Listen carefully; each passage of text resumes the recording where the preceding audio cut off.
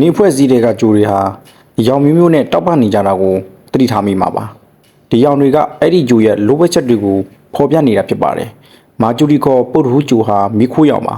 ဒါဟာသူ့မှာလေးထုမရှိသလောက်နေပါပြီးမျက်နှာပြင်ဟာကြောက်သားတွေဖုံမုံတွေနဲ့ပဲဖုံးလွှမ်းနေလို့ဖြစ်ပါတယ်ဗီနပ်ခေါ်သောတောက်ကြကြိုကတော့အဝါနုရောင်တောက်ပနေပါတယ်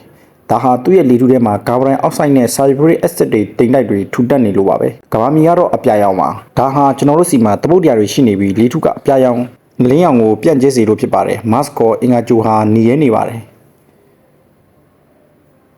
သူဟာသူ့ရဲ့မျက်နှာပြင်ပေါ်မှာဒဏ်ကြီးတက်နေတဲ့တန်တက်အိုင်ယွန်အောက်ဆိုဒ်တွေ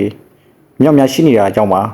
ဂျူပီတာခေါ်ဂျာတာပရိဂျိုဟာညူရောင်အဖြူရောင်နဲ့အဝါရောင်ဆင်းတွေရှိပါတယ်ဒါဟာဟိုက်ဒရိုဂျင်နဲ့ဟီလီယမ်တန်းဝေးတွေကြားမှာအမိုနီးယားတိမ်တိုက်တွေရောနှောနေလို့ပါဂျူပီတာပေါ်ကအနီရောင်ဆက်တွေကတော့နှစ်ပေါင်းရာနဲ့ရှိကြနေပြီဖြစ်တဲ့အေယာမမုန်တိုင်းကြီးတစ်ခုပဲဖြစ်ပါတယ်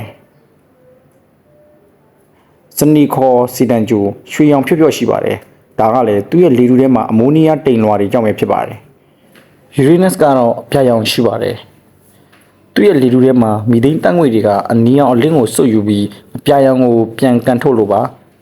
နက်ပကျွန်းကြိုကတော့ပို့ပြီးတော့အပြာရင်းရောင်ပါယူရေနက်စ်နဲ့ဖွဲ့စည်းပုံတူပေမဲ့သူ့မှာပါတဲ့အမီမတီဒရက်စင်တစ်ခုကြောင့်ပို့ပြီးတော့အပြာရင်းရောင်ဖြစ်နေတာပါဂျိုရီရဲ့အယောင်ဆိုတာနေရောင်ကြီးကမျက်နှာပြင်ပေါ်ကျပြီးဘယ်အယောင်ကိုပြန်ကန်ထုတ်မလဲဆိုတဲ့ပုံမှာမူတည်နေတာဖြစ်ပါတယ်ဒီရောင်တွေကိုကြည့်ရှင်အပြင်ကျွန်တော်တို့မရောက်ဘူးသိတဲ့ဂျိုတွေမှာဘာတွေရှိနေမလဲဆိုတာကိုသိပ္ပံနည်းကျခန့်မှန်းနိုင်တာဖြစ်ပါတယ်ဗီဒီယိုလေးကိုကြိုက်နေတဲ့ဆိုရင် subscribe လေးလုပ်ပေးခဲ့ပါအောင်နော်